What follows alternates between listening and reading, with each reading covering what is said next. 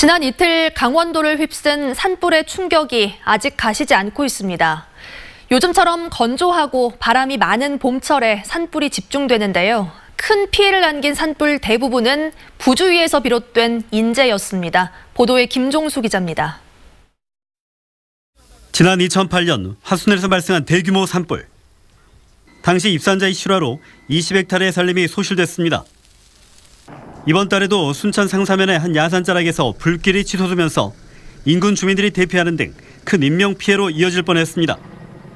두 곳 모두 강한 바람과 함께 화재 현장 접근이 어려워 진화하는 데 적지 않은 시간이 소요됐습니다.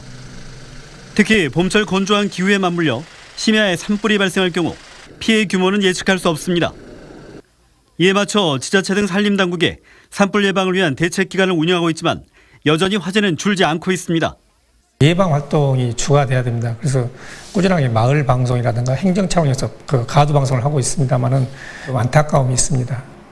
7년 전 산불이 발생했던 한 야산입니다. 보시는 것처럼 시간이 꽤 흘렀지만 여전히 나무들은 자라지 않고 있는데요. 전라남도의 경우 산림 면적이 넓어 그만큼 주의가 요구되고 있습니다. 또 산림 면적과 함께 경지 면적이 차지하는 비중도 주목할 부분입니다. 산불 발생의 주요 원인 가운데 하나인 소각행위가 논밭에서 이루어지면서 작은 불씨가 자칫 걷잡을 수 없는 화마로 이어질 수 있기 때문입니다. 게다가 본격적인 영농철에 접어들면서 잘못된 소각행위가 확산될 수도 있어 적극적인 점검과 계도 활동도 필요해 보입니다.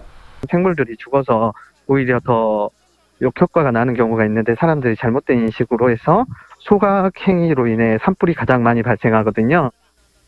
주민들의 인식 개선과 함께 현장 활동의 효율성을 감안해 공조 활동도 요구되고 있습니다. 넓은 면적을 관리 감독할 인력적 한계를 극복하기 위해 각 지역에 배치된 민간 소방대 활용도를 높여야 한다는 것. 전국 최대 규모인 관내 12,000여 명의 소방대원들을 통해 초동 대처 못지않게 선도적인 예방 활동이 가능하기 때문입니다. 22여 년 동안 생활하면서 제일 느낀 것이 산불. 주민들이 조금만 신경 쓰면은 큰 산불에 피해가 없도록. 전국 곳곳의 산불로 연애보다 잔인한 사고를 맡고 있는 요즘. 산불의 대부분이 인재로 확인된 만큼 보다 꼼꼼한 관심과 주의가 요구되고 있습니다. MBC 뉴스 김종수입니다.